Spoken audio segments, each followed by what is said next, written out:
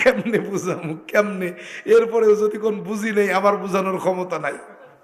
কি প্রিয় ভাই, বাবা কয় কি বলতে চাও? আমি বলি বাবা কিছু বলতে চাই না, তবে জানতে চাই। বলে কি জানতে চাও? পৃথিবীর জমিনে 1250টা ধর্মগ্রন্থ পাওয়া যায়, এমন একটা ধর্মগ্রন্থ নাই যেখানে ইসলাম শ্রেষ্ঠ জীবন বিধান কথাটা বলা হয় নাই।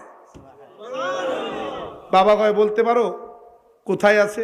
আমি বললাম বাবা আপনাকে এতগুলো ধর্মের রেফারেন্স তো দিতে পারবো না, তবে আমি বলি আপনি শোনেন।